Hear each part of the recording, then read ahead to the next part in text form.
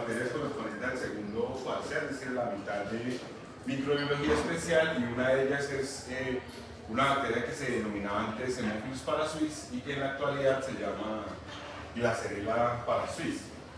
Su nombre obedece a la enfermedad que se describió inicialmente, que se conocía como la enfermedad de Glasser, y pues como usted ve en ese artículo de sistemática evolutiva, pues descubre o describe que Haemophilus parasuis, ¿cierto? Realmente en la actualidad se llama Glasserella parasuis y pues está en un clade genético ahí específico.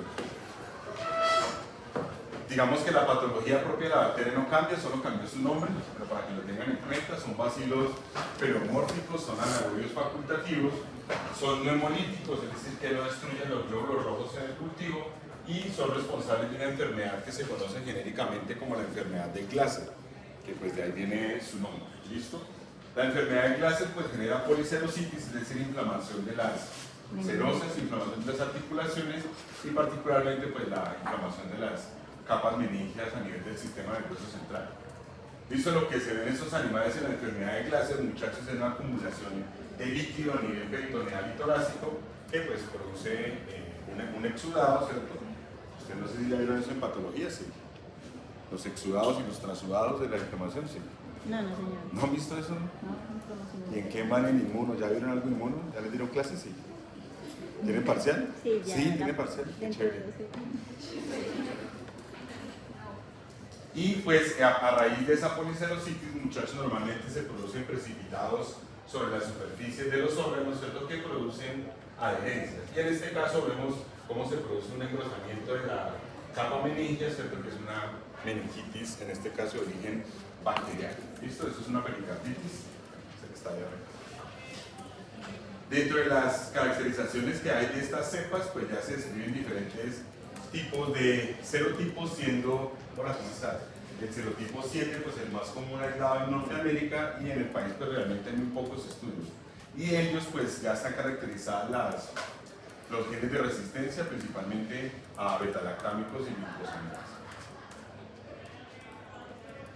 Bueno, vamos a empezar con un grupo de bacterias que es un poco más común y creo que es de pronto de los más difíciles que van a tener para este parcial, que corresponden al grupo de los clostridium.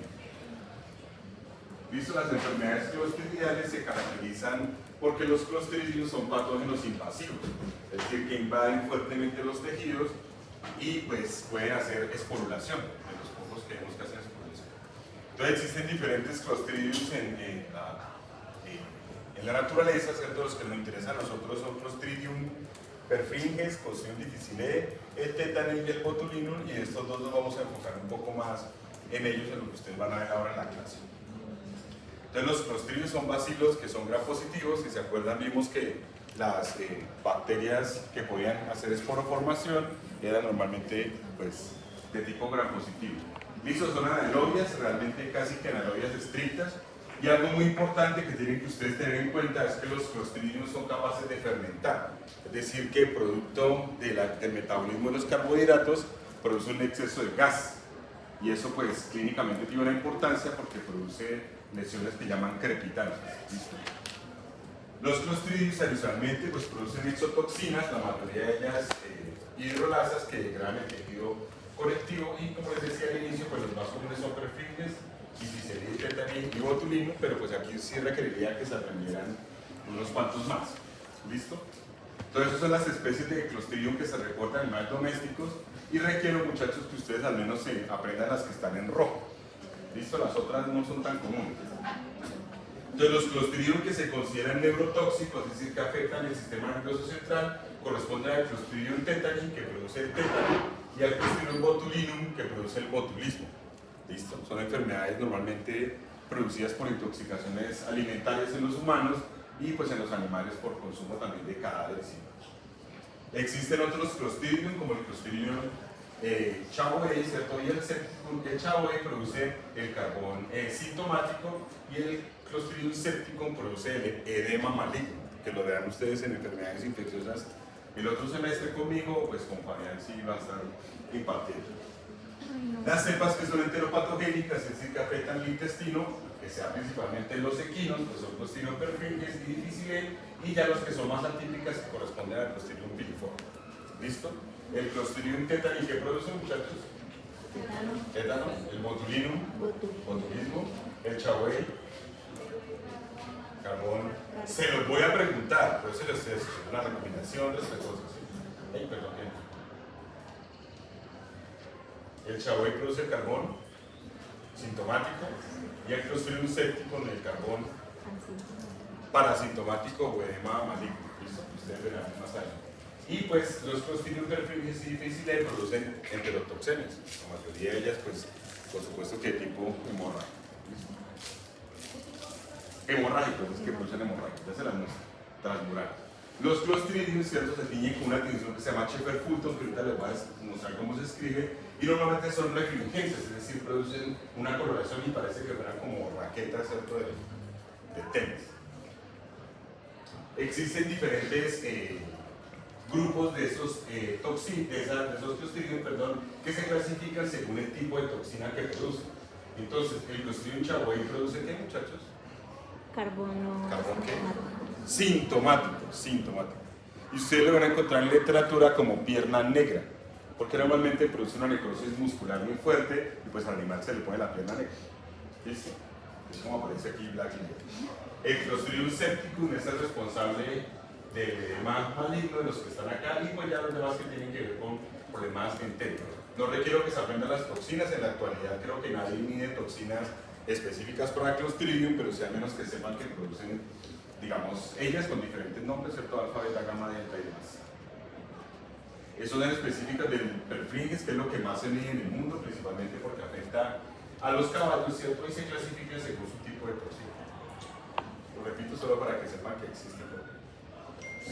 En el caso de las lesiones que son producidas por los Clostridium, se producen unas hemorragias transmurales, es decir, que a nivel intestinal ustedes van a encontrar que la hemorragia sobrepasa la pared del intestino, ¿cierto? Y tienden a ser segmentales, es decir, que hay fracciones de esa hemorragia, partes sanas, ¿cierto? Y segmentos que están, digamos, completamente hemorrágicos. Se puede presentar como en este caso, ¿cierto? Por Clostridium septicum, que produce, ¿cómo se llama la enfermedad? ¿Qué produce el Clostridium septicum? Edema maligno. Listo, la mayoría de las enfermedades que producen los Clostridium, muchachos, producen gas. Y esa gangrena es gaseosa, es decir, que si ustedes presionan la piel del animal, suena como si estuvieran rompiendo un paquete de papas, que se rompen burbujas por dentro. ¿Estamos claros? Y debería ser pues un criterio de diagnóstico. Listo, en este caso pues un músculo, ¿cierto?, que se necrosa fuertemente por esa gangrena de tipo gaseoso. Y bueno, aquí si no sé mucho, solo una pequeña lesión que se da por Clostridium difficile. No está aquí. Bueno, muchachos, entonces yo quiero que le pongan atención porque aquí se les complica un poco más el proceso. El Clostridium botulinum produce ¿el qué? El botulismo. Y el tetani produce el tétano. Ambos son neurotóxicos, es decir, que tienen afinidad por el sistema nervioso central. ¿Listo? Por la parte neuromuscular. Muchacha, una nueva estudiante. ¿Listo? En el Clostridium botulinum la toxina se llama toxina botulínica. ¿Listo? Y es una molécula que es específica de los terminales nerviosos y afecta la placa motora, es decir, la unión del nervio con el músculo directamente y previene, muchachos, la liberación de acetilcolina. Recordemos que la acetilcolina es un neurotransmisor, ustedes eventualmente se acuerdan por ahí, y es necesario para la contracción muscular. ¿Estamos claros? Quiere decir que si la toxina inhibe la liberación de acetilcolina, ¿cómo se verá el animal, muchachos? ¿Y eso? ¿Y eso que ellos ponen a las cosas? La parálisis flácida. Si no puede contraer los músculos, entonces se levanta una pata y la deja caer. ¿Estamos claros hasta ahí? Es decir, que en el Clostridium, en la infección, por Clostridium botulinum, que es lo que llamamos botulismo, la parálisis es flácida porque no se puede contraer el músculo. ¿Por qué no se puede contraer el músculo, muchachos? Porque retira el acetil-CoA. Porque no se libera, así se produce, pero no se libera ¿qué? El acetil-CoA. Acetilcolina. ¿Estamos claros hasta ahí? Tenemos animal paralítico, pero flácido. ¿Listo? Las toxinas pues entran por endocitosis mediada por receptor, que eso es contra la mayoría de ellas.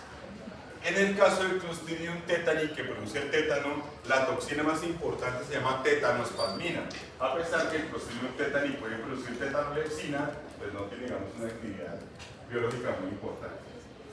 ¿Listo? La toxina se llama tetanospasmina, como para decirles.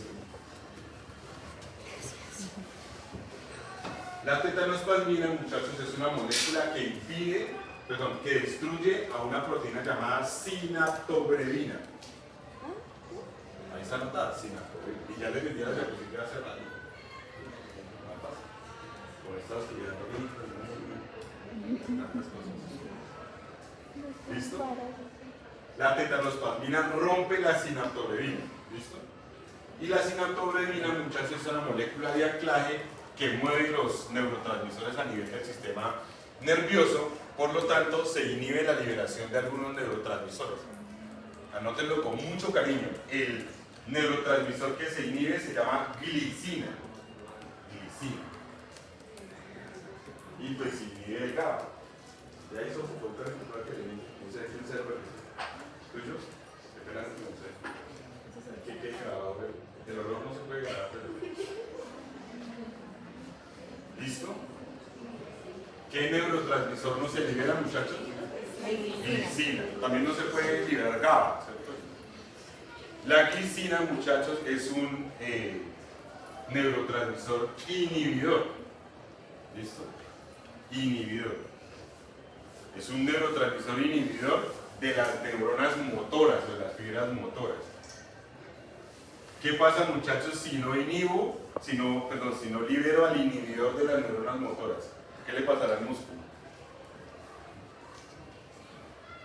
Se contraerá de manera constante porque nadie inhibe a la neurona motora, pues va a estar enviando el impulso constante de contracción. ¿Estamos claros? Quiere decir que en el tétano hay una parálisis del sistema motor que es de tipo espástico, es decir, que el animal está rígido, está con las patas contraídas, con las extremidades contraídas. ¿Estamos claros o no? Hay una diferencia muy grande entre el botulismo y el tétano. En el botulismo la parálisis es flácida, el animal no puede contraer los músculos porque es incapaz de liberar acetilcolina. ¿Claro hasta ahí? Y en el tétano la parálisis es espástica, es decir, el animal no puede relajar la musculatura porque no libera al inhibidor de la neurona motora, que se llama glicina. Bueno, GABA, depende del sistema. ¿Estamos claros hasta ahí? En ambos casos, muchachos, tanto en el botulismo, donde la parálisis es de qué tipo, muchachos? Flácida, como en el tétano, que es de qué tipo? Espástica, ¿cierto? Y el animal muere de un paro respiratorio. Es decir, sus músculos intercostales se contraen mucho y no se relajan, o se relajan mucho y no se contraen. En cualquiera de los dos hay un arresto respiratorio o un paro respiratorio. ¿Estamos claros hasta ahí? Los animales que sufren de tétano normalmente se les dice que optan por una posición de caballo de madera, porque está completamente rígido y con las orejas erectas. ¿Listo? Eso lo verán luego en infección ya con fotitos. En el caso de la toxina botulínica, pues básicamente es capaz de inhibir la liberación de ¿qué? Acetilcolina y por lo tanto no hay contracción. ¿Listo? Y en el caso de la toxina tetánica, ¿cierto? Pues lo que se inhibe, por aquí tiene que estar la sinaptobrevina. Yo la veo, por ahí tiene que estar la... Aquí está la acetilcolina, no está así. Bueno, pero es una molécula de anclaje que está unida a estas que están acá. No la veo, no sé si hay una imagen. No. Aquí está. ¿Cierto? Y la sinaptobrevina es la que termina o mueve, ¿cierto?, la molécula de anclaje que mueve el neurotransmisor de la parte central, ¿cierto?, hacia la periferia. ¿Qué neurotransmisor no se libera, muchachos? La glicina. Glicina. ¿Listo? Entonces, ¿cuál será, muchachos, el antídoto para un animal que tenga botulismo? Ponerle glicina.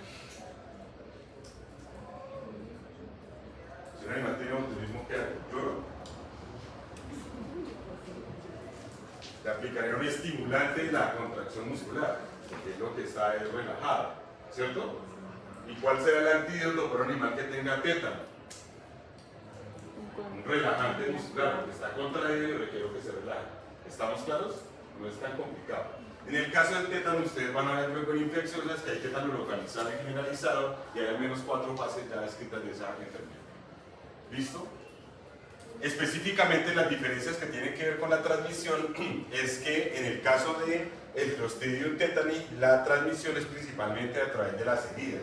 Si normalmente se requiere que se pierda la continuidad de un tejido, casi siempre epitelial, ¿cierto? Y que la bacteria entre a la unión neuromuscular. ¿Listo? Por eso ustedes los vacunan contra el tétano, ¿cierto? Porque lo más común es que uno se chuce con una aguja, ¿cierto? O con un alambre y demás, y pues fácilmente contrae el alambre. ¿Listo? Mientras que en el caso del botulismo, la mayoría de los reportes están asociados al consumo de carcasas, es decir, de cadáveres que mueren en campo y que el bovino va y los lame y le da luego botulismo. ¿Estamos claros hasta ahí? ¿No? Los reportes que más se han hecho. Y algo importante que sí tiene que ver con ustedes, porque pues son consumidores de alimentos enlatados, es que en los humanos pues está asociado principalmente al consumo de esos enlatados que vienen contaminados con Clostridium. En el caso del Clostridium botulinum, recibe su nombre de latín botulus, que quiere decir salchicha. Porque cuando se escribió una lata de salchicha que estaba contaminada. ¿Listo? Los genes que tienen los Clostridium tetani están asociados a plásmidos, es decir, que se pueden transmitir fácilmente, mientras que los del botulinum pues están tanto en plásmidos como en cromosomas y por supuesto en bacteriólogos. ¿Necesitas algo? Dale, sigue, ¿no? No te preocupes. Bueno, dentro de los tipos antigénicos, pues es importante que en el caso del Clostridium tetani, pues es una sola molécula, ¿cierto?, que se va a utilizar, y esa molécula que se utiliza es la tetanospasmina, y realmente lo que le aplican a ustedes son toxoides de esa tetanospasmina.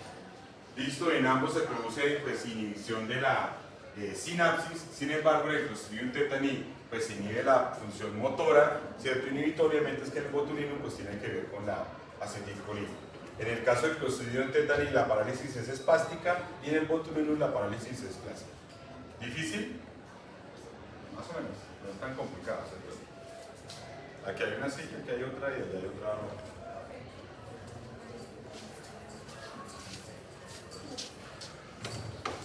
De estos Clostridium, muchachos, se han descrito diferentes toxinas, muchas de ellas asociadas principalmente, digamos, a humanos y en la mayoría de los casos, pues asociadas a alimentos que están enlatados, como les decía, o incluso las carcasas y el suelo. Hay que hacer referencia, muchachos, que los Clostridium hacen parte de los ciclos telúricos, es decir, de los ciclos propios del suelo, y en muchos casos son contaminantes en la necropsia. Entonces, en muchos casos uno incide un animal, ¿cierto?, hace una laparotomía o hace una necropsia y normalmente se contamina fácilmente con Clostridium. Entonces, si el animal no tiene signos clínicos compatibles, es muy poco probable que tenga una clostridiosis. ¿Listo? El siguiente grupo de bacterias que vemos en la clase se llama o pertenecen al género Bacillus, que son bacterias gram positivas y son aerobias facultativas, y al igual que los Clostridios también pueden formar esporas. Pueden esporoformar, lo cual pues incrementa un poco la sobrevivencia de la bacteria y pues el riesgo de infección. Listo, pues esto lo escribió de hecho como el bacilo de Koch, ¿cierto?, que lo escribió Koch. ¿Te acuerdas de Koch o Koch? ¿Sí se acuerdan? ¿Si ustedes se acuerdan? Samuel, ¿te acuerdas de los postulados Koch? Sí, es más gente del primer parcial. En la teoría del germen, que son 4 postulados viejísimos, ¿verdad?, desde 1870, ¿cuáles son? Habla un poquito más duro, Alexander. El primero, ¿cuál es? ¿Qué dice la teoría del germen? Dice que toda enfermedad se produce pues, por un germen, ¿cierto? En ese tiempo. Entonces, ¿qué dice el primer postulado? El microorganismo está presente siempre en cualquier caso de enfermedad.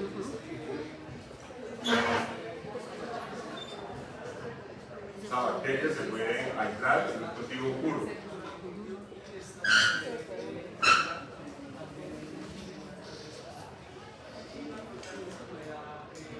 Pero esa especie susceptible, ¿qué tiene que hacer?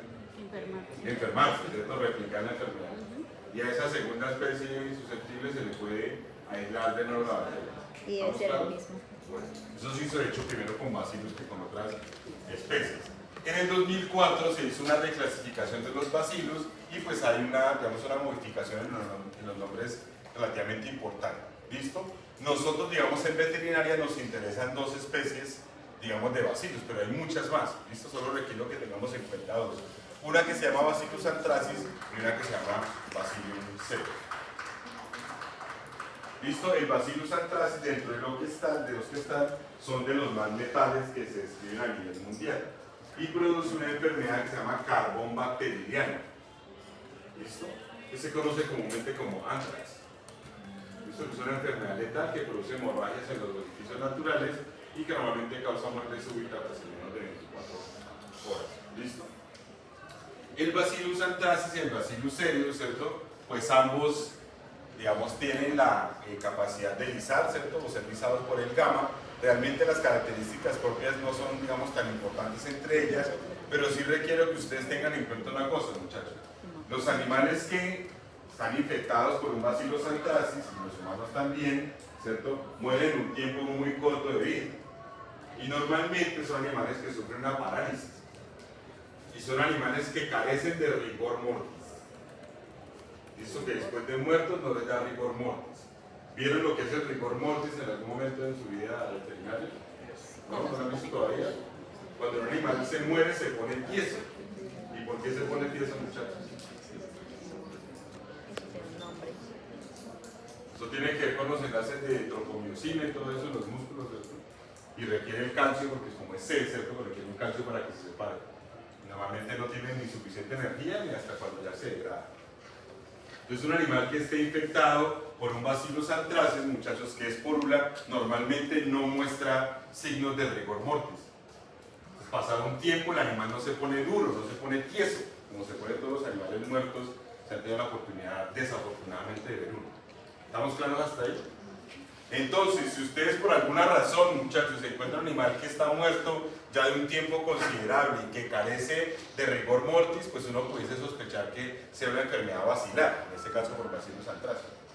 Si ese animal tiene hemorragias por los orificios naturales, ¿cierto? Es decir, por el ano, por la vagina, ¿cierto? Por las orejas, por todo lado, son animales que normalmente, ¿cierto? Van a estar infectados por este Bacillus anthracis.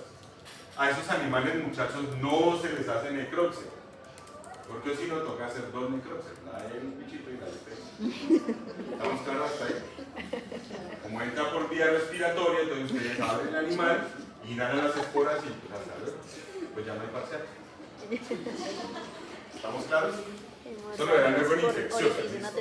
Y es claro que este Bacillus anthracis se volvió muy famoso, ¿cierto? Porque lo utilizaban para lo que llamaban antes bioterrorismo, que era enviarle esporas a un congresista de Estados Unidos y la destapaba y empezaba a sangrar y pues se moría en corto tiempo. ¿Listo? Como causa muerte súbita, ¿cierto? Normalmente uno no alcanza a ver los signos clínicos. Si el animal cuando lo encuentra ya muerto, porque muere en un lapso de 4 horas, 6 horas. ¿Estamos claros? Y pues el Bacillus cereus realmente no posee, digamos, una mortalidad considerable. Dentro de lo que se ha escrito, pues los que son más afectados realmente son los rumiantes, en este caso el ganado o la abeja, y pues produce el anthrax o el anthrax epidémico, una enfermedad generalizada, ¿cierto?, que causa muerte súbita y hay diferentes niveles de ese anthrax.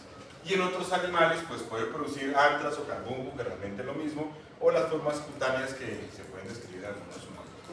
¿Listo? En el caso del Bacillus cereus, que es menos importante, pues solo se ha reportado asociado a mastitis, es decir, la inflamación de las glándulas o los cuartos mamarios de las hembras bovinas. ¿Listo? Entonces, de esos bacillus solo requiero que al menos ustedes tengan en cuenta el Bacillus anthracis, porque el otro realmente no es tan crítico. ¿Listo? De esos carbones son pocos los reportes, digamos, que hay en Colombia, realmente hay muy pocos, también porque siempre que se sospecha, pues nadie lo va a abrir, ¿cierto?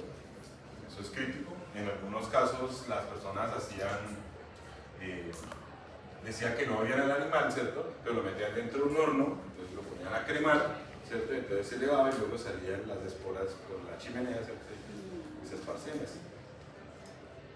Cosas que pasan. ¿Listo? Estos bacillus tienen una capa S, muchachos, que normalmente está asociada a una adherencia y que se cree o se considera que tiene interacciones con algunos metales, lo que permite pues, que pueda quelar o captar metales de manera más eficiente comparado con otras bacterias. Bueno, tiene una cápsula, ¿cierto? Que también mide la ozonización. ¿Ya vieron ozonización o no? ¿Todavía no? No, señor. Bueno. Y tiene pues paredes celulares normales, ¿cierto? Vamos con linfocitos prismas. Se describen diferentes especies, ¿cierto? Con diferentes tipos de flagelos. Nosotros habíamos visto como 4 tipos nomás de flagelos, ¿se acuerdan? Más o menos. Monótrico, Monótrico. anfítrico, perítrico y el otro ótrico. Y por eso saber cómo se clasifica, pues a la final a veces es difícil de verlos con microscopía así. Listo, la tinción que se usa, que es la misma, perdón muchachos, que se usa para los Clostridium, se llama tinción de Sheffer-Fulton y es una tinción refráctil, es decir, que produce unos brillos asociados al citoplasma de esas bacterias, ¿cierto? Y estas formas esporuladas pues son más resistentes a las condiciones medioambientales, bien sea de temperatura, salinidad y demás. Listo, ya se han descrito las fases en las cuales ocurren esta esporulación, ¿cierto? Y pues sabemos que lo que se forma es, digamos, un centro en el cual está el DNA y una capa, digamos, que se llama exospora. Digamos, la descripción completa del proceso pues ya está reportada en la literatura, pero requiero que ustedes tengan en cuenta que cuando un animal, perdón, cuando una bacteria esta se esporula, lo que hace es encapsular el DNA. ¿Listo? ¿Claro hasta ahí? Así, llamémosle fácil. ¿Cómo se llama el carbón que produce el bacilo? Bacteridiano. ¿El que produce el Clostridium? Sintomático. ¿Estamos claros? Entonces el carbón bacteridiano y el carbón sintomático, muchachos, clínicamente son muy similares, pero el origen es diferente. El bacteridiano es un bacilo, ¿cierto? Un bacillus, mientras que el sintomático es un Clostridium. Listo, el siguiente grupo de bacterias que las hemos reportado nosotros aquí en el Tolima pertenecen al género Truperella. De esas Truperelas, muchachos, lo más importante reportada en veterinaria se llama Truperella piógenes, que como su nombre lo indica, pues produce pus o induce reacciones supurativas a nivel de la piel, principalmente de los animales. Listo, es un bacilo corto, es gram positivo, y digamos tiene la capacidad de producir una molécula muy importante que se llama la piolicina. La piolicina, muchachos, es una hemolicina, es el que permite romper los glóbulos rojos. Y es importante que ustedes tengan en cuenta esa piolicina porque es un biomarcador para diagnóstico. Es decir, que si yo quiero saber si una bacteria es Truperella, yo le corro la piolicina y si la amplifica en un PCR, tiene que ser Truperella. ¿Estamos claros? Es lo mínimo para el diagnóstico. Estas piolicinas son porinas o moléculas que forman poros directamente en la superficie de las células, principalmente las células rojas, y pues pueden producir beta hemólisis o alfa hemólisis con mayor o menor intensidad. Listo, dentro de lo que se ha escrito en la signología, pues Truperella piógenes produce cuadros relativamente diversos, ¿cierto? Razón por la cual es más difícil el diagnóstico. Produce mastitis, que es ¿qué, muchachos? Inflamación. Inflamación de los Las cuartos glándulas mamarios. mamarias. Metritis, que es inflamación de qué? De Del útero, del endometrio. Artritis, las de articulaciones. las articulaciones. Linfadenitis, de los linfonodos, ¿cierto? Otitis, del oído. Peritonitis, del peritoneo. Piodermitis, de la piel con pústulas, ¿cierto? Onfaloflebitis, que ya lo vimos, Del ombligo. del ombligo, de la vena umbilical, ¿cierto? Endocarditis, que es inflamación de qué? ¿Habrá alguna bacteria que produzca endocarditis de las que hemos visto hasta ahora? ¿Ninguna? ¿Todas? Que dije que se las iba a preguntar, que son solo 2. ¿Se han estudiado fase parcial? Están esperando el martes a las 5:30 de la otra semana. Déjeme mañana. Porque podemos aplazarlo 1 mes, 2 meses, no tengo problema. No solo parcial para todo y no solo califico una vez y ya. Lo que fue, fue. Déjeme mañana. Bueno, pues ¿Listo? Las endocarditis, las inflamaciones de la médula ósea, ¿cierto? Las inflamaciones pulmonares e incluso infecciones urinarias o genitales.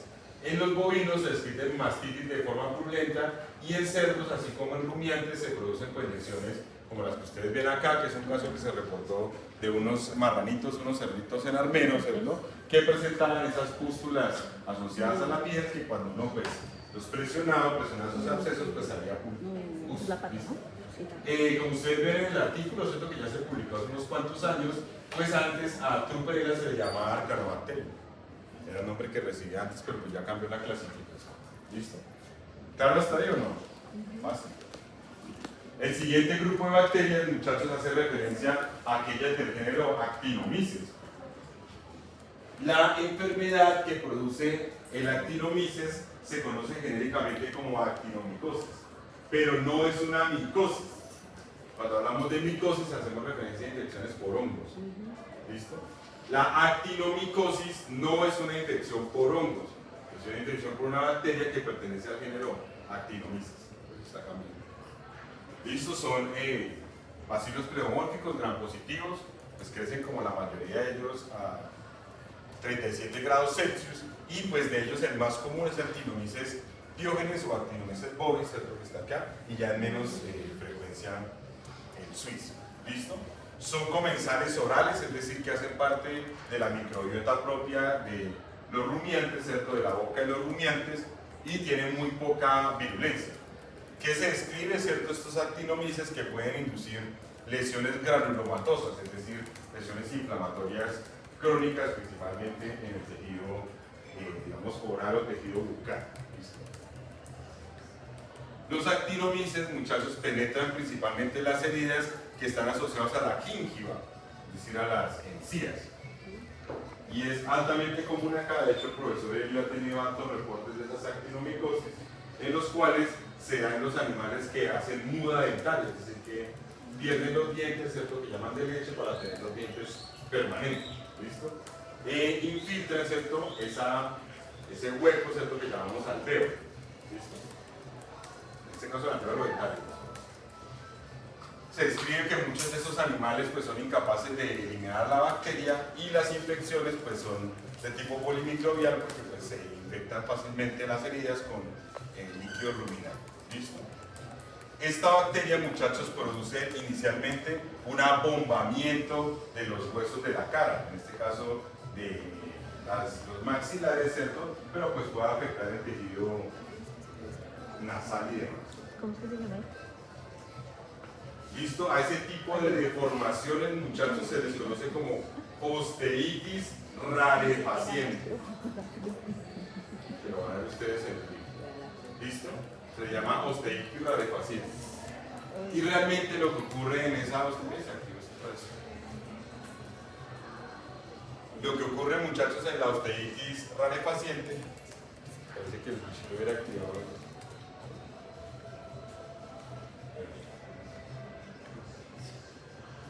Es que se produce una deformidad del...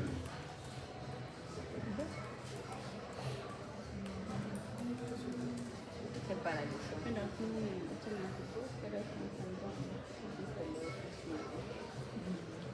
yo me desperté y yo no había olvidado y desperté a mi papá y me puse a llorar y claro, y busqué que yo sabía obviamente que me había hecho por WhatsApp, porque siempre me escribían y pues yo no lo vi, no, marica, estaba en el campo, por eso me vine para acá, entonces yo acá la otra. Sí.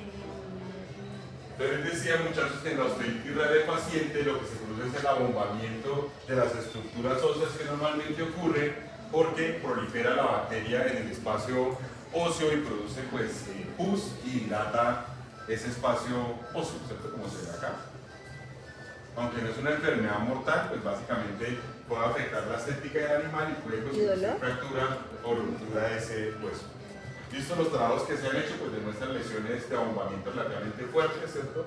Que pues cuando se hacen las necropsias, ¿cierto? Pues se ve fácilmente la presencia de pus.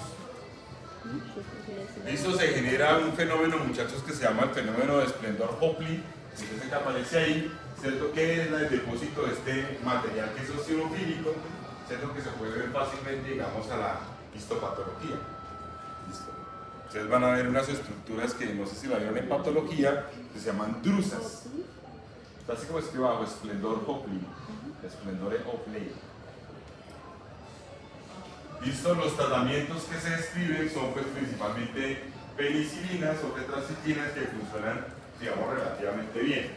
Sin embargo, muchachos, en algunos casos, que es lo más fuerte que se ha hecho, es que a los animales se le administran soluciones de yodo por vía endovenosa porque son muy difíciles de tratar.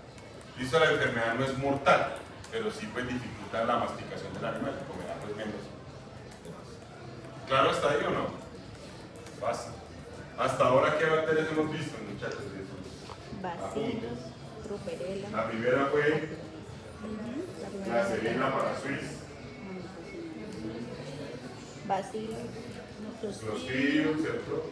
Bacillus, Ruperella, Ruperellas Actinomyces. y Actinomyces. Muy bien. El siguiente grupo de bacterias, muchachos, corresponde, que realmente es una sola especie, a la Trigénero Fusobacterium, que se caracteriza por producir lesiones a nivel interdigital y, como ustedes ven aquí en este hígado, pues se ven abscesos múltiples, ¿cierto?, en el hígado. Fusobacterium necrophorum es una bacteria que también fermenta los azúcares fuertemente, al igual que lo hacen los clostridios. Y eso es muy importante porque pues se da principalmente estas microbacilosis o infecciones por Fusobacterium, se dan animales a los cuales se les suplementa con concentrado. ¿Listo? Son gram negativos, repito que pues fermentan los azúcares, y el medio específico que sirve que de pronto se lo sepan por ahí, se llaman viantes de uno. ¿Cómo? Ahí está anotado. Ah, yo no sé qué le pasa a esta bichita. No tan cansada. Ay. Volvió loco. Viantes de uno. Listo, normalmente se suplementa con sangre y las colonias, igual que las que ustedes siembran, ¿cierto? Pues se separan fácilmente. Dentro de la patogenia que se ha escrito en la literatura, muchachos, que se da en los animales principalmente de tipo rumiantes, es porque en algunos casos se les suministra dietas que son ricas en carbohidratos, es decir, concentrado, que se le da tanto a los ovinos como a los bovinos para que ganen peso mucho más rápido. Pero estos concentrados, ¿cierto?, son altamente fermentables y terminan en la liberación o la caída, brusca del pH, y por lo tanto la liberación del lipopolisacárido de las bacterias gram negativas e inducen un shock endotóxico. Listo, que ustedes ya han visto. Adicionalmente, y solo quiero que lo tengan en cuenta porque más adelante lo van a ver, y lo van a ver en infecciosas también, esta misma bacteria es responsable de la producción. Yo no puedo creer que la chica se vale exactamente sobre la mano. Ah, es que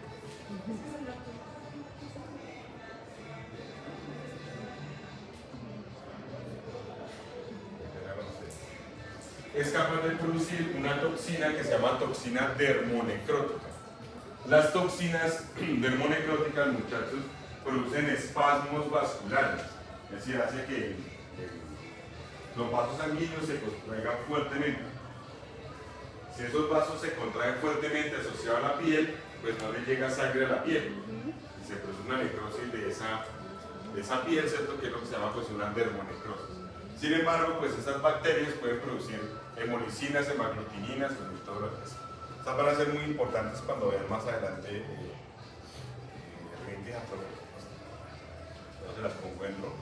Lo que se ve pues básicamente son los abscesos, es decir, la presencia de acumulaciones de pus en una cápsula o encapsuladas. Y pues ahí se ve histológicamente, ustedes que ya son los duros para histología.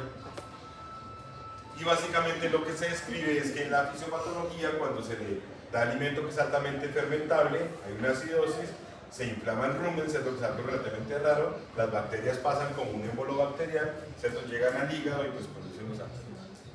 ¿Listo? No es relativamente tan complejo. Se ha demostrado, ¿cierto?, que el uso de toxoides contra la antileucotoxina pues puede disminuir, digamos, la presencia de esos abscesos en los animales. Así que pueden producirse vacunas a partir de esas toxinas. El tratamiento en la mayoría de los casos es sulfato de cobre, ¿cierto?, formalina, porque se describe, muchachos, que la bacteria prolifera principalmente en el espacio interdigital. Es decir, cuando hay mayor cantidad de lluvia, ¿cierto? Y pues se llenan de barro ese espacio y fácilmente se lesiona.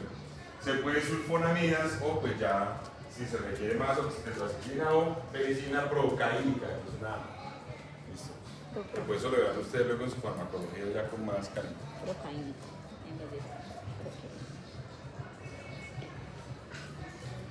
Entonces vamos a ver una bacteria ya todavía más importante, que es lo mínimo que deberían saber. Es muy raro, demasiado raro que uno se encuentre por ahí una truperela, eso es muy raro. Pero en el país, muchachos, la brucela y la brucelosis es una enfermedad de reporte obligatorio, que de hecho muchos de ustedes salen a trabajar en vacunación o en control de la brucelosis en el país, ¿listo? Porque hay un decreto para eso. Listo, la brucela es una bacteria gram negativa que no es porula, no es encapsulada, se dice que es aerobia obligada, que es intracelular facultativa, es decir, que puede vivir por fuera o por dentro de la célula, y lo más importante es que induce problemas reproductivos. ¿Listo? Induce problemas reproductivos. Dentro de esos problemas reproductivos que se dan principalmente en bovinos, pues el más importante es el aborto, es decir, que la hembra se preña, ¿cierto? Literalmente, y luego pues pierde el concepto, pierde el feto, digamos ya en estadios de desarrollo mayor. ¿Por qué es importante la brucela a nivel de Colombia y mundial? Porque es una enfermedad zoonótica, es decir, que se puede transmitir de los animales al hombre, ¿cierto? Y en el hombre produce algo que se llama la fiebre ondulante, es decir, episodios de fiebre acompañados de episodios de normopilexia, ¿cierto? O no fiebre. ¿Listo? Esto ocurre de manera cíclica durante toda la vida de la persona, por supuesto que si no está atada, y en los hombres produce orquitis, es decir, inflamación de los testículos. Y en las hembras produce ooforitis, es decir, inflamación de los ovarios. ¿Estamos claros hasta ahí? Se ha escrito adicionalmente en países como Colombia, ¿cierto? Digamos, países tropicales, una enfermedad que describió la FAO inicialmente que le llamó la enfermedad del viajero. Y resulta, ¿cierto?, que en algunos países como nosotros, que tenemos producción o productos lácteos que no se hacen de pronto con leche pasteurizada, es altamente probable que la brucela vaya en quesos, quesillos y esas cosas todas feas que vienen por acá. ¿Estamos claros?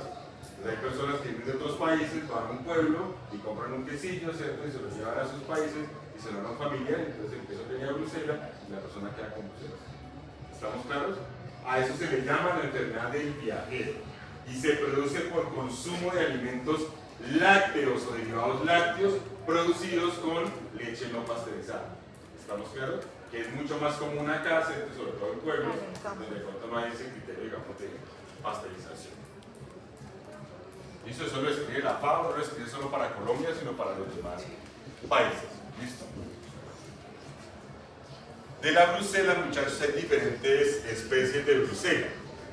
¿Listo? Está la brucela abortus, que es la que afecta a los bovinos, melitensis, que es todavía más patógena que la abortus, que afecta a los caprinos y ovinos, y brucela suis, que afecta a los porcinos, y esta que eventualmente ustedes están de pronto expuesta a ellas, que es brucela canis, y ya otras, digamos, un poco menos relevantes. ¿Listo? ¿Por qué es importante esas primeras 4 brucelas, muchachos? Es porque esas, bueno, realmente las 3 primeras, porque canis, a pesar de que puede ser zoonótica, son menos los casos, pueden transmitirse directamente al hombre. ¿Listo? Entonces está abortus, suis y melitensis, y repito, pues hay reportes de canis, de hecho aquí en el país hay como 3 reportes, casi todos en Medellín, ¿cierto? Y principalmente de personas que trabajan en criaderos de perros. Listo, tanto abortus, cis como melitensis pueden afectar al hombre. ¿Y el hombre produce qué enfermedad, muchachos? La fiebre de qué? La fiebre Ondular. Entonces, usted lo va a encontrar del Mediterráneo y Gibraltar, bueno, tiene diferentes nombres. Listo. Dentro de los factores de virulencia se describe que tiene una alta afinidad por la manosa. La brucelosis, muchachos, es una enfermedad de tipo profesional para nosotros, porque, pues, no sé si afortunadamente o desafortunadamente, dentro del trabajo que nosotros ejercemos e incluso en las prácticas que ustedes hacen, que todos tienen una foto con ellos, ¿cierto? Que se ponen un guante y por vía rectal palpan una vaca. ¿Estamos claros? Entonces fácilmente si ustedes se contaminan, ¿cierto?, con heces de esa vaca, como la brucela tiene una alta afinidad por la manosa, quiere decir que puede traspasar la piel intacta. ¿Estamos claros? Que eso no se sabía antes. Es decir, que uno debería en lo posible, ¿cierto? Pues palpar con guantes, en lo posible. Y en lo posible con un guante que no esté roto, en lo posible. ¿Estamos claros? Tengo que ahí estoy todo.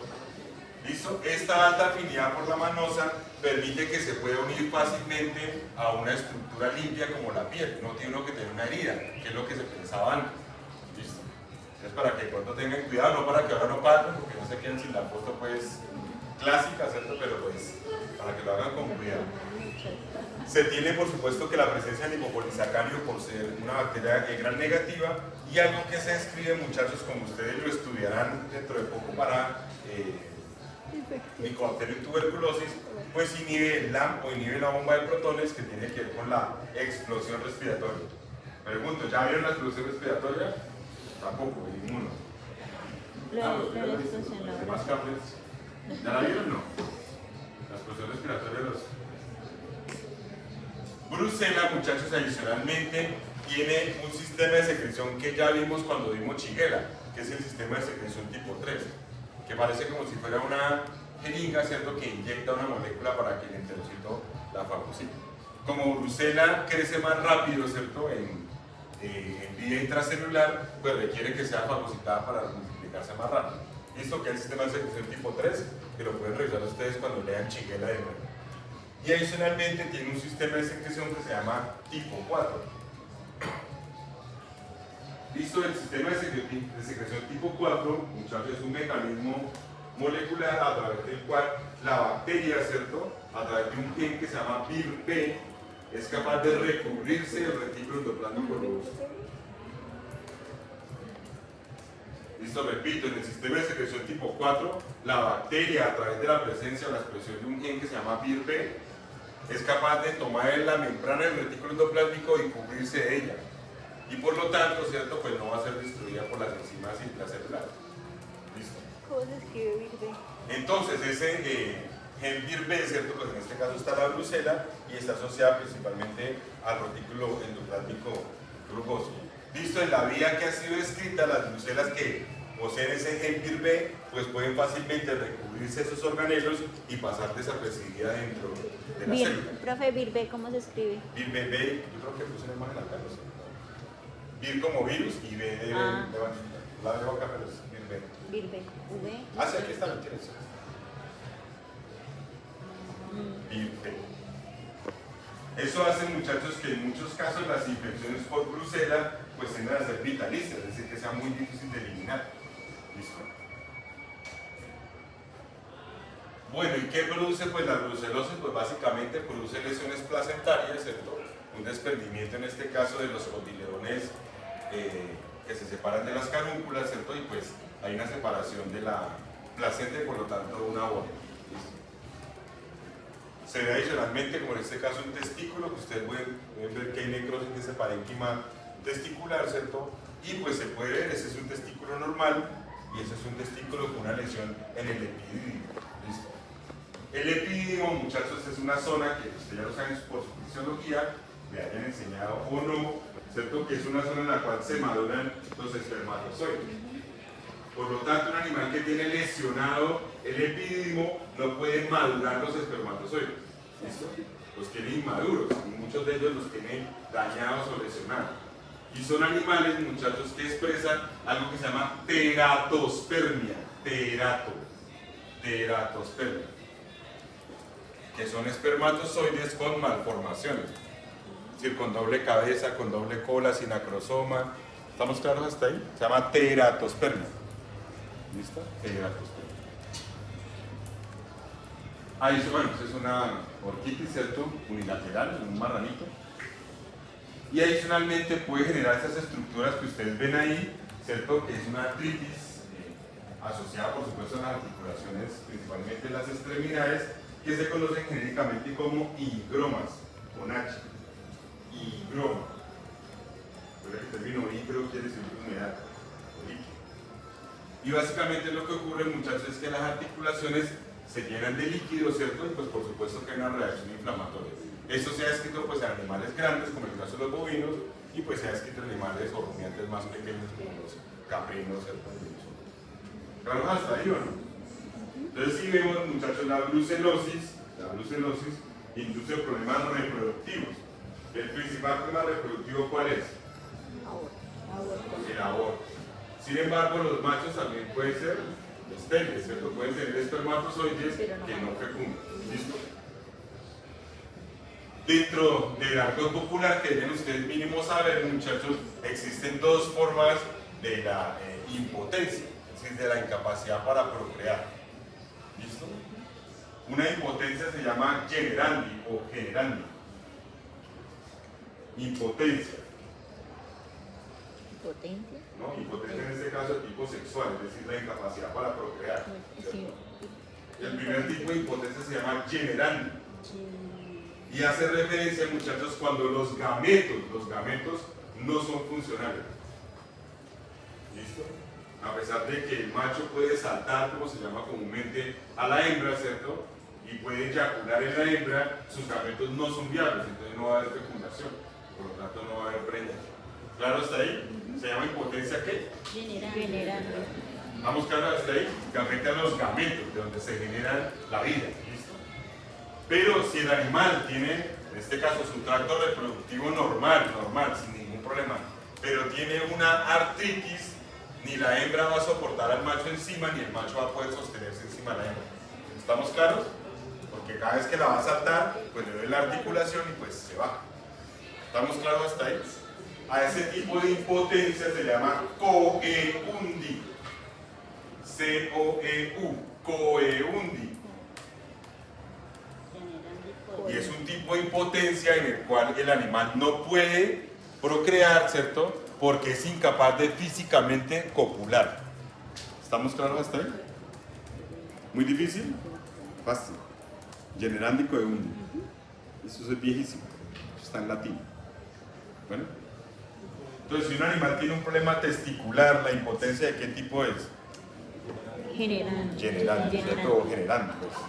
Y si tiene un problema articular, se asume que la impotencia es coeundi. ¿Listo? ¿Estamos claros hasta ahí?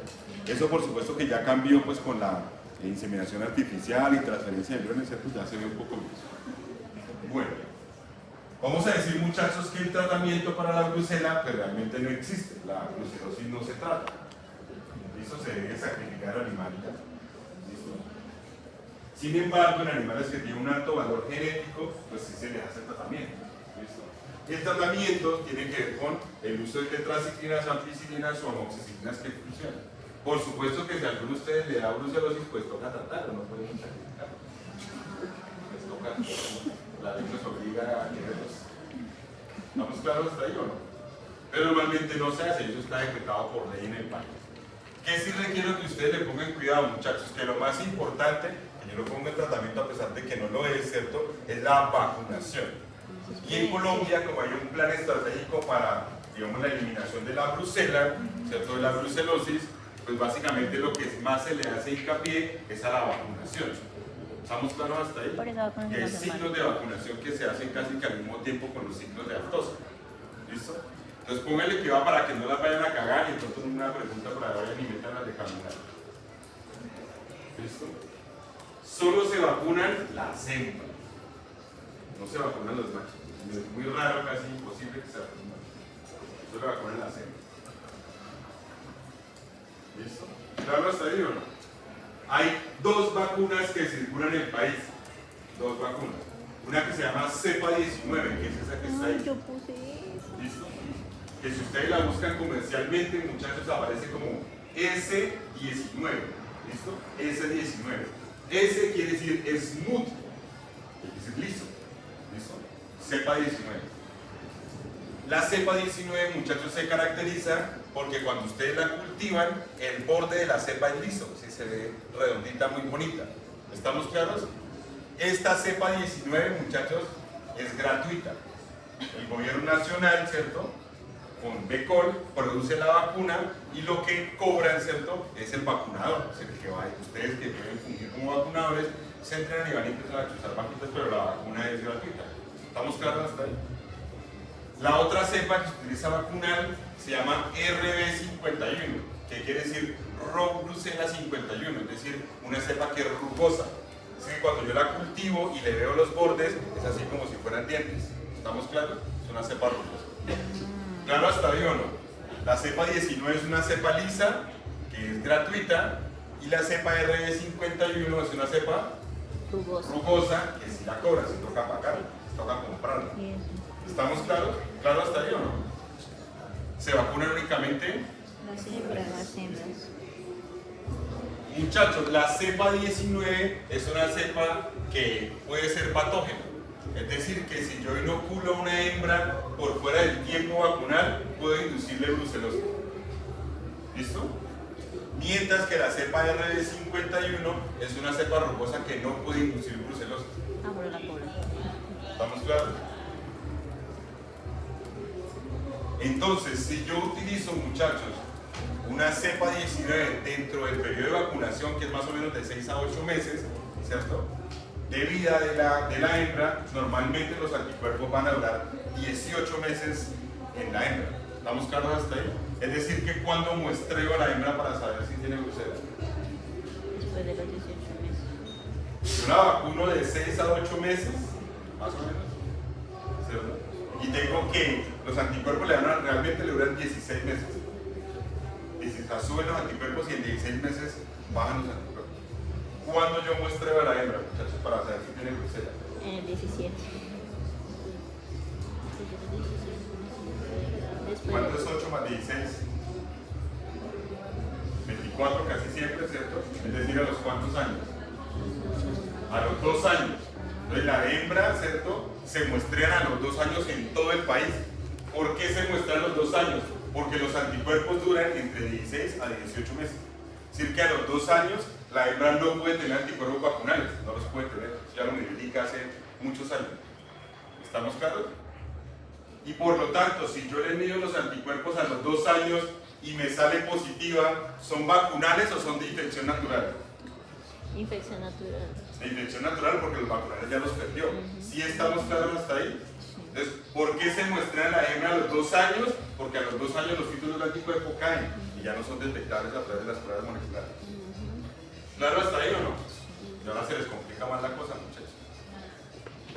La cepa 19, ¿cierto? La cepa 19, si yo la aplico por fuera del tiempo, ¿cierto?, pues me pueden anticuerpos vacunales mucho tiempo después. Y la RB51 no.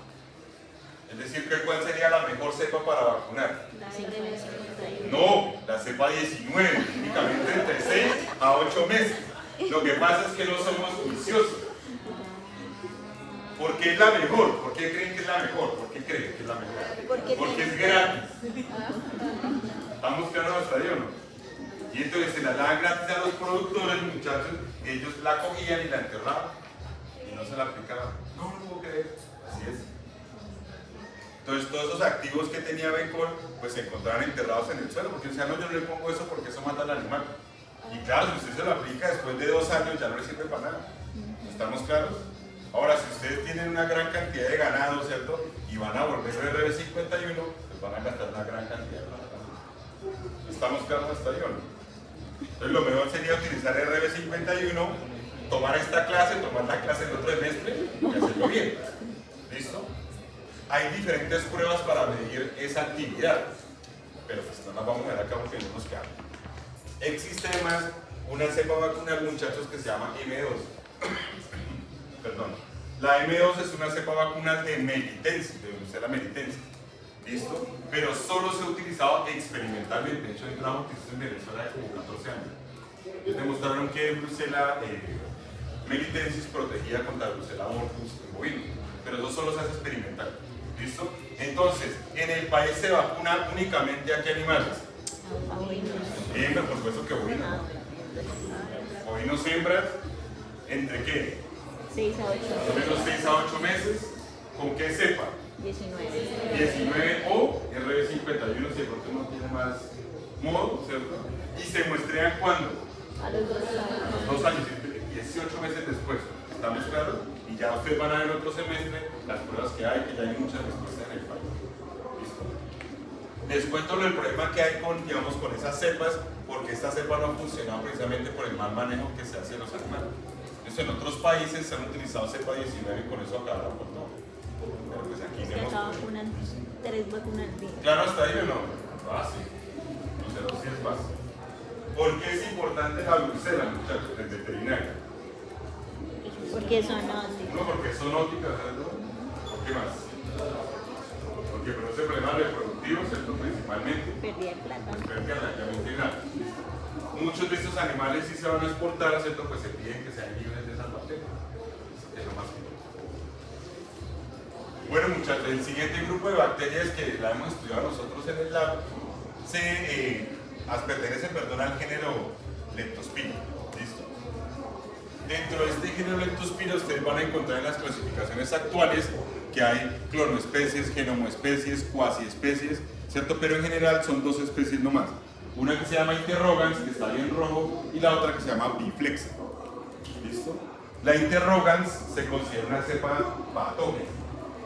Así la van a encontrar en literatura, una cepa patógena.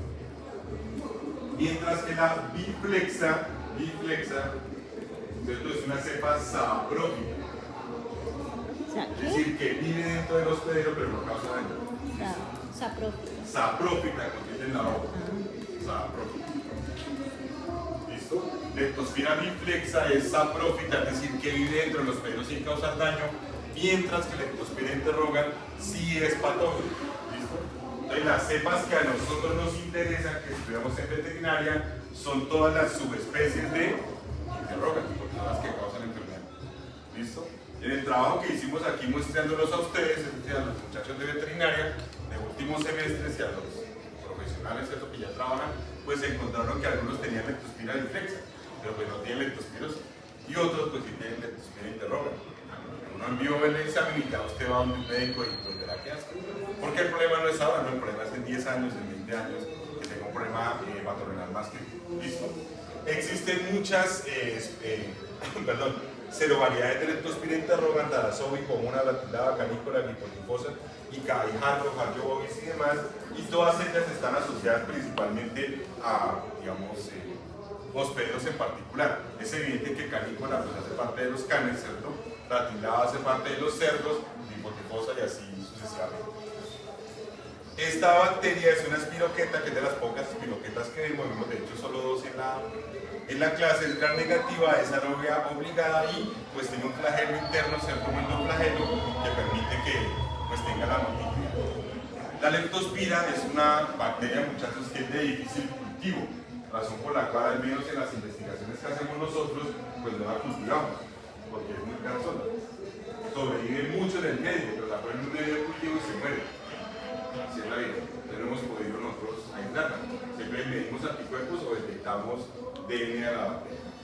Listo, esta bacteria pues produce el hipopolisacárido, es decir, la endotoxina, y así como lo hemos visto de pronto en otras bacterias, o más bien en el primer parcial, hemos visto que tiene unas proteínas de membrana externa, de ellas, esta que está aquí, muchachos, es la única que requiero que se aprendan, que se llama LIP-L32. LIP-L32. LIP, como se escribe la en inglés, LIP-L32. ¿Y por qué es importante el LIP-L32? Porque permite diagnosticar Leptospira interrogans. ¿Listo? El LIP-L32 es un factor de virulencia que se considera que es único en Leptospira interrogans. Es decir, que si yo cojo una bacteria, ¿cierto?, y le detecto LIP-L32, yo estoy casi seguro que esa bacteria va a ser Leptospira interrogans. Entonces, ¿qué hicimos en el trabajo que se hizo con ustedes? Pues fue chequear primero el 16S, si el que tiene Leptospira, y luego saber cuál Leptospira tiene. Listo. Entonces, o 18S para saber si era biflexa, o LIP-L32 para saber si era patógena. Listo. Que es esta que está acá. Repito que es el único que requiero que ustedes, digamos, se aprendan, porque es el único que tiene importancia diagnóstica. Leptospira produce además hemolicinas que inducen lisis de los glóbulos rojos. Esa lisis excesiva, muchachos, de los glóbulos rojos produce una pigmentación amarilla de las mucosas, que se conoce genéricamente como ictericia. Esa ictericia, en el caso de la leptospira, ¿cierto?, es de tipo prehepático, a pesar de que más adelante se vuelve hepática, pues por adhesión directamente en el hígado. ¿Listo? Y pues produce algunas proteasas que le permiten ingresar al tejido conectivo. Bueno, dentro del ciclo de transmisión, muchas de la leptospira, pues está, digamos, la rata, ¿cierto? Tanto urbana como rata silvestre, ¿cierto? Que a través de sus deyecciones, es decir, a través de la orina y las heces, puede transmitir la bacteria. ¿Listo?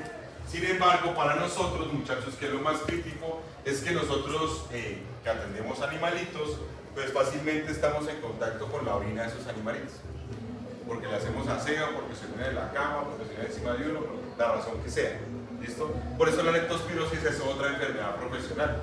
Porque si usted tiene la oportunidad de trabajar en una clínica, en algún momento le va a tocar limpiar de pronto las heces de un animal, ¿cierto? Y estar en contacto con las heces. ¿Estamos claros? En la actualidad se ha regulado un poco más eso. Uno que es súper fastidioso, pues molestaba de que no tomaran muestras sin guantes y demás, ¿cierto? Que era lo que se hacía antes, ¿cierto? Pero pues ya con tanta potencia de uno literal, pues eso ha cambiado. Pero como se tramite a través de la orina, ¿cierto? Se ha demostrado que en zonas que son inundables, ¿cierto? En regiones que son inundables, pues fácilmente se entra en contacto con la orina cuando se inunda el sitio, ¿cierto? Y entran pues, en contacto uno con la bacteria. Muchos de los trabajos que se han hecho en, ¿cómo se llaman? Los soldados, ¿cierto? Que hacen esas campañas de infantería, pues los entrenan pasando por fuentes de agua. Y muchas de esas fuentes de agua, ¿cierto? Reciben pues, los influentes de producciones porcinas, de producciones bovinas, ¿cierto? Y fácilmente esas personas se infectan con leptospira sin saberlo, ¿cierto? Solamente entran en contacto con esas fuentes de agua. Y pues se ha demostrado, pues en el caso de los que más tenemos contactos con los perritos, pero pues realmente pues infectan cualquier otra especie. ¿Listo? Al principio había mucha discusión porque en las producciones pues se daba esa leptospirosis y casi todas eran asociadas pues a las ratas que consumían el concentrado, ¿cierto? Y orinaban el mismo concentrado. Entonces la vaca, ¿cierto? O los porcinos o los caballos pues fácilmente se infectaban. ¿Listo? Dentro del diagnóstico, muchachos, existen diferentes pruebas. La primera que ustedes ven ahí se llama MAT, M-A-T, que quiere decir el test de microaglutinación. ¿Listo? Esa prueba MAT que está ahí se conoce como una prueba gold estándar, es decir, que es una prueba que ya ha sido estandarizada y que se acepta a nivel mundial. ¿Listo? Entonces, si ustedes quieren determinar si un animal es positivo o negativo para la leptospira, la prueba que deberían enviar técnicamente es MAT, la prueba de microaglutinación, que es la misma que hacen para humanos siempre. Y básicamente lo que hace la prueba de microaglutinación es que se expone el suero que yo lo tomo al animal, ¿cierto?, a las bacterias y ellas van aglutinándose dependiendo de la cantidad de anticuerpos que tengan. ¿Listo? Entonces, ojo con lo que les voy a decir que va a ser más importante eventualmente para ustedes y para el parcial también.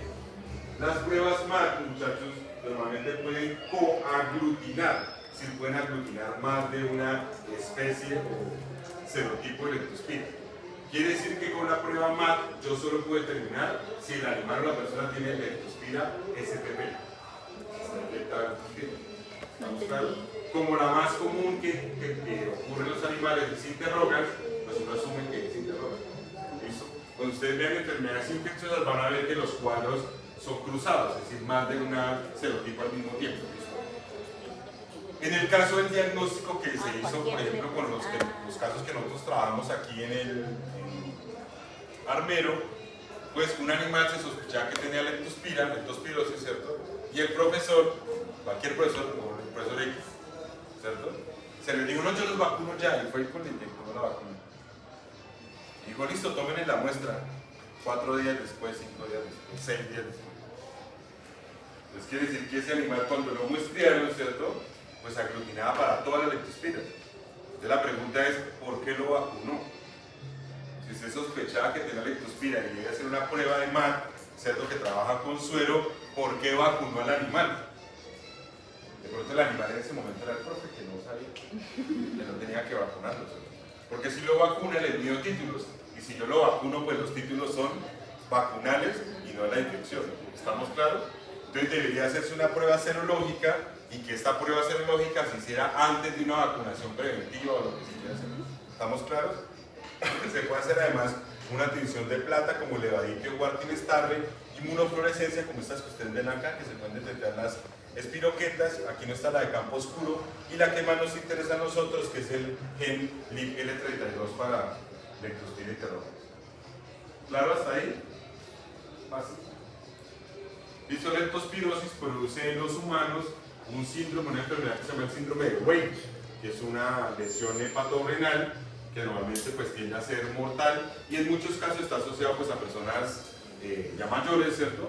Que entran, digamos, en senescencia y que fácilmente pues cursan con problemas renales.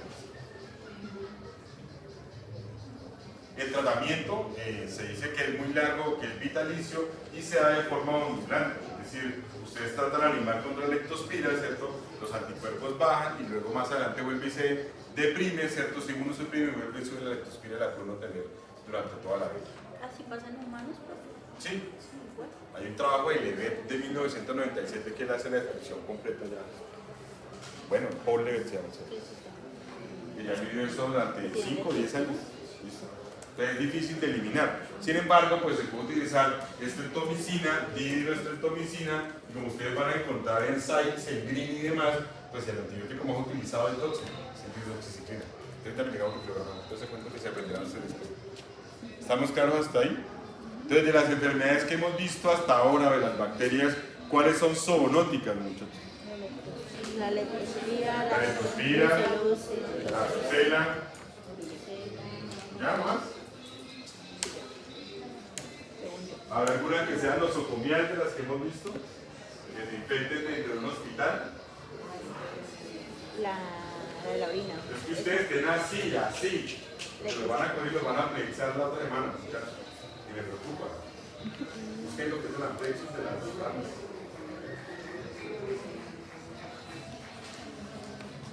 ¿Cuáles son los nosocomiales? ¿Será que el Rhodococos? ¿Sí? Pero el animal está infectado con Rhodococus equi. ¿Qué debe la mitopsia, muchachos? El animal infectado por Rhodococus equi. ¿Se acuerdan que tienen los pulmones con los abscesos? Yo suelo decirlo respetuosamente y con el cariño que puedo tener el día de hoy, que revisen eso con tiempo porque eso es apto. Eso es apta cosa y ustedes están cargados de 51 países. Se pusieron a aplazar y pues le aplazaron a otros y ya. Pero hacerlo la idea. No, yo sí no tengo parcela. Vamos claro a hacerles con el empleado chitos porque, digamos, a veces me preocupa que de pronto les vaya mal, ¿cierto? Porque no tienen tiempo. Si la capacidad mental es una cosa que eso, pues todas las podemos tener diferente, mayor o menor, ¿cierto? Entonces, claro, pero que no tenga tiempo para estudiar, ese es el jodido. Una semana. Tanta clase de horas estudian, decía el profe. Nos pongan en cuidado eso y les sugiero que no aplacen tanto. Les sugiero respetuosamente. Ahora, si van a aplazar, pues revisen con cuidado. No, pero este no. Bueno, muchachos, la siguiente bacteria que es relativamente común se llama Bordetella bronquiséptica o Bordetella bronchiséptica, como le quieran decir. Esta Bordetella, muchachos, es relativamente común porque hace parte de una enfermedad de los caninos que se conoce como tos de las perreras o Kennel cough, como ustedes la ven ahí, que es relativamente famoso. Sin embargo, Bordetella bronchiséptica se ha demostrado que afecta a los cerdos en los cuales destruye el tabique nasal. Ahorita no sé si hay una imagen ahí, pero es un poco vacío que es gran negativo, es pleomórfico y se reconoce como un patógeno, un parásito, digamos, asociado al epitelio ciliado del tracto respiratorio. ¿Listo? La Bordetella bronchiséptica pues induce literalmente como si fuera una gripa en esos animales, tiene una elevada morbilidad y una baja mortalidad. Y clínicamente, aunque el dibujo no es muy diciente, pues induce tos en los animales. Esto problema, digamos, netamente pulmonar, en este caso, tráquea. Esta bacteria tiene la capacidad de unirse fuertemente al epitelio del tracto respiratorio superior, ¿cierto? A través de las fimbrias y puede liberar una molécula que se llama adenosiclasa que interfiere con el metabolismo o la circulación del cloro a nivel intracelular y pues algo importante es que inhibe la proliferación de macrófagos en el pulmón. Hay muchas cosas que no puedo extenderme porque, como siempre les hago referencia, pues en otros semestres van a ver fisiopatologías de esas enfermedades, entonces no vale la pena repetir. ¿Listo? ¿Qué produce? Pues lesiones pulmonares, en este caso asociadas principalmente a la porción craneal del pulmón, ¿cierto? Que pueden ser pues hemorrágicas o no. Muchas de ellas están coinfectadas con micoplasma, principalmente Mycoplasma sinus, que es la bacteria más reportada en caninos. ¿Listo? Pueden estar, digamos, asociadas al epitelio. En este caso es un reporte en una ardilla, ¿cierto? Donde se ve la lesión en la porción craneal y cuando se tiñen, pues se ven asociadas al epitelio respiratorio pulmonar. Además, digamos, producen lesiones, muchachos, de los turbinados o los cornetes en los marronitos. ¿Listo? Y lo que hace es que se destruyen esos cornetes y pues hay una deformación de la nariz del animal. Ahí está la foto acá. Listo, se produce una destrucción de esos cornetes, muchachos, y la nariz del cerdito se curva o se tuerce. ¿Listo? A esa enfermedad se llama rinitis atrófica del cerdo. ¿Listo? Y la produce de la bronquicéptica y una pastelera que la verdad es más adelante muy tóxica. ¿Ya te sabes algo? Las infecciones que produce bordetela normalmente están coinfectadas con micoplasma. De estos micoplasmas, muchachos, el más común que se da en los perros se llama micoplasma sinos, que es el primero que ustedes ven acá. Sin embargo, ustedes van a ver que va el neumonía, que también produce problemas pulmonares, el gas séptico que afecta a las aves, y los que son hemotrópicos, que son hemofelis, hemominutos y hemocanos. ¿Listo? Estos micoplasmas carecen de pared celular, son muy pequeños y están asociadas a enfermedad respiratoria de los caninos, ¿cierto? Y a mastitis en los bovinos. Mastitis pues micoplasma. ¿Listo?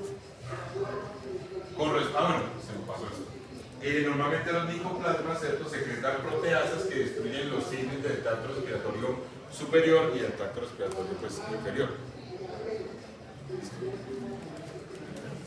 Dentro de esos micoplasmas, pues producen lesiones en el neumonía que afectan a los marranitos, pues producen lesiones hemorrágicas principalmente en los lóbulos craneales, ¿cierto? O pues diseminadas, digamos, de manera generalizada en el pulmón. En el caso del micoplasma hemofelis y hemocanis y el hemominutum, pues se posa sobre los eritrocitos, ¿cierto? E induce lisis de ellos. Estos hemominutum pues los hemos descrito nosotros aquí en el Tolima, ¿cierto? En Ibagué específicamente, y pues se ha descrito específicamente la amplificación de 16 ribosomal, y cuando lo mandamos a secuenciar, pues resultó que lo que circula en Ibagué al menos es micoplasma hemominutum. ¿Listo? ¿Claro hasta ahí? Muy complejo, muy difícil. Estos muchachos, veamos ahí, descansen.